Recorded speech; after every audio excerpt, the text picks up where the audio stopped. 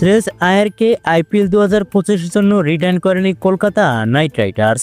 তবে এই ক্রিকেটারকে ঘিরে আসন্ন মেগা নিলামের চাহিদা সঙ্গে তুলতে পারে বলে মনে করেছেন সুনীল গাভাস্কার। আইপিএল মেগা অ্যাকশনের দিন যত এগিয়ে আসছে, উত্তেজনা তত বেড়ে চলেছে।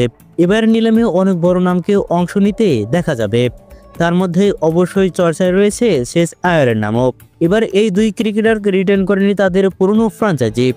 এইরকম পরিস্থিতি এবং দুই ক্রিকেটারকে নিজের দলে টানতে বাকি ফ্রাঞ্চাইজিগুলো যে বড় দাম হাঁকবে সেটা তার অপেক্ষায় রাখবে না। আইপিএল 2024-এর চ্যাম্পিয়ন কলকাতা নাইট রাইডার্সের অধিনায়ক ছিলেন শ্রেয়স আয়ার। তবে তাকে রিটার্ন না করার সিদ্ধান্ত নেওয়া হয় কেকেআরের তরফে। ফলে অধিনায়কের খোঁজে থাকা দলগুলোর কাছেই তিনি যে পছন্দ হবেন তা এক প্রকার ধরে নেওয়া যায়। অনেকটা এইরকমই ভাবছেন কিংবদন্তি ভারতীয় ক্রিকেটার সুনীল গাভাস্কার। তিনি মনে করেছেন কেকেআর নিলামে শ্রেয়স আয়ারের বেট করবে। যদি তারা না করে তবে দিল্লি ক্যাপিটালসের তরফে তো অবশ্যই করা যাবে।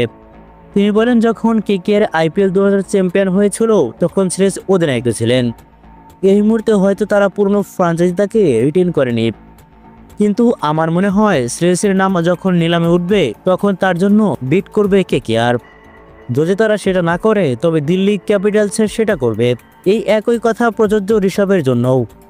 আইপিএল 2025-এর জন্য কলকাতা নাইট রাইডার্স মোট 6 জন ক্রিকেটারকে ধরে রাখার সিদ্ধান্ত নিয়েছে। তারা হলেন সুনীল নারায়ণ, আন্দ্রে রাসেল, রিঙ্কু সিং, রমনদীপ সিং সহ এবং বরুণ চক্রবর্তী। এবার মেগা নিলামে কলকাতার হয়ে নতুন একজনকে অংশ নিতে দেখা যাবে। তিনি হলেন ডোয়েন ব্রাভো। নতুন মেন্টর হয়েছেন তিনি। গৌতম গম্ভীর ভারতীয় দলের হেড কোচ হওয়ায় কেকেআরের মেন্টর পদ ছাড়তে হবে তাকে। অন্যদিকে সুনীল গাভাস্কার মনে করেন দিল্লি ক্যাপিটালস ঋষভকে আরটিএম কার্ড ব্যবহার করে ফিরে নেবেন না। তিনি বলেন, যদি ঋষভকে না পায় তারা অবশ্যই শ্রেয়স আয়ারকে অধিনায়ক হিসাবে পাওয়ার কথা ভাববে দিল্লি ক্যাপিটালস। তবে আমার মনে হয় তারা ঋষভ প্যান্টকে দলে ফিরিয়েই নিতেই চাইবে, সেটা আরটিএম এর মাধ্যমে হোক বা বিডিং এর মাধ্যমে হোক।